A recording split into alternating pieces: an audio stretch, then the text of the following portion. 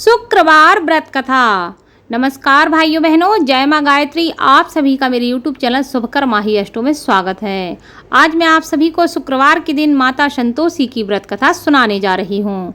आप सभी से अनुरोध है, अगर आप मेरे चैनल पर पहली बार आए हैं तो प्लीज़ हमारे चैनल को सब्सक्राइब, वीडियो को लाइक और वीडियो को ज़्यादा से ज़्यादा शेयर अवश्य करें, ताकि आपके साथ साथ आपके अपने भी इस कथा का लाभ ले सकें और माता संतोषी की कृपा आपके साथ, आपके घर परिवार पर हमेशा बनी रहे।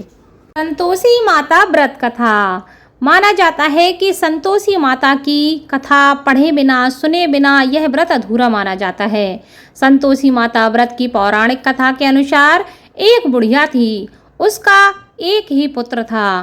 बुढ़िया के पुत्र विवाह के बाद बहू से घर के सारे काम करवाती, परंतु उसे ठीक से खाना भी नहीं देती थी। यह सब लड़का देखता पर माँ से कुछ नहीं कह पाता। बहू दिन भर काम में लगी रहती, उपले थापती, रोटी रसोई करती, बर्तन साफ करती, कपड़े धोती और इसी में उसका सारा समय व्यतीत हो जाता। काफ़ी सोच विचार करके एक दिन लड़का माँ से बोला, माँ मैं परदेश जा रहा हूँ। माँ को बेटे की बात पसंद आ गई तथा उसे जाने की आज्ञा दे दी। इसके बाद वह अपनी पत्नी के पास जाकर बोला, मैं परदेश जा रहा हूँ, अपनी कुछ निशानी मुझे दे दो। बहू बोली, मेरे पास तो निशानी देने योग्य कुछ भी नहीं है। यह कहकर वह पति के चरणों में गिरकर रोने लगी। इससे पति के जूते पर गोबर से सने हाथों की छाप बन गई। पुत्र के जाने के बाद सास के अत्याचार दिन प्रतिदिन बढ़ते गए। एक दिन बहू दुखी होकर मंदिर चली गई। वहां उसने देखा कि बहुत सी स्त्रियां पूजा कर रही हैं। उसने स्त्रियों से व्रत के बारे में जानकारी ली तो बोली, आप यह कौन सा व्रत कर रही हैं?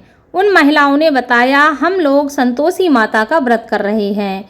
इसे करने से सभी प्रकार के कष्टों का नाश हो जाता है। स्त्रियों ने बताया, शुक्रवार को नहा धोकर स्नान करके लोटे में शुद्ध जल ले, गुड़ चने का प्रसाद लेना है तथा सच्चे मन से माँ का पूजन करना चाहिए।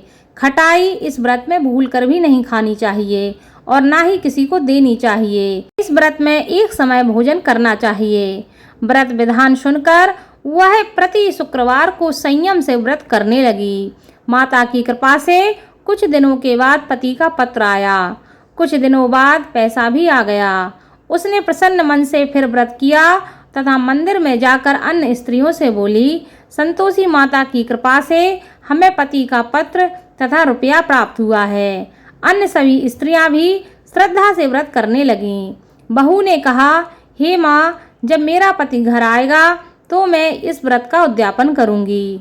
अब एक रात संतोषी माँ ने उसके पति को स्वप्न दिया और कहा कि तुम अपने घर क्यों नहीं जाते?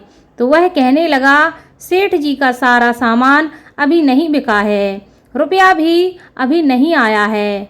उसने सेठ को स्वप्न की सारी बात कही तथा घर जाने की इजाज़त मांगी, पर सेठ ने इनकार कर दिया। माता की कृपा से कई व्यापारी आए, सोना चांदी तथा अन्य सामान खरीद कर ले गए। कर्जदार भी रुपया पैसा लौटा गए। अब तो साहूकार ने उसे घर जाने की इजाज़त दे दी। घर आकर पुत्र ने अपनी माँ व पत्नी को बहुत सारे रुपये दिए। पत्नी ने कहा, मुझे संतोषी माता के व्रत का उद्यापन करना है। उसने सभी को न्योता दे उद्यापन की सारी तैयारी की। पड़ोस की एक स्त्री उसे देखकर बहुत ही ईर्ष्या कर रही थी। उसने अपने बच्चों को सिखा दिया कि तुम भोजन के समय खटाई जरूर मांगना। उद्यापन के समय खाना खाते खाते बच्चे खटाई के लिए मचल उठे तो बहू ने पैसा देकर उन्हें बहलाया। बच्चों ने दुकान से उन पैसों की इमली की खटाई खरीद कर खाने लगे तो बहू पर माता ने कोप किया। राजा के दूत उसके पति को पकड़कर ले जाने लगे तो किसी ने बताया कि उद्यापन में बच्चों ने पैसों की इमली की खटाई खाई है। तो बहू ने पुनः व्रत का उद्यापन का संकल्प किया। संकल्प के बाद वह मंदिर से निकली तो राह में ही पति आता दिखाई दिया। पति बोला, इतना धन जो कमाया है उसका कर राजा ने मांगा था।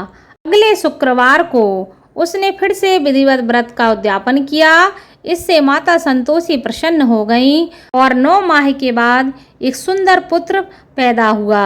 अब सास बहू तथा बेटा माता की कृपा से आनंद से रहने लगे। बोलो माता संतोषी की जय।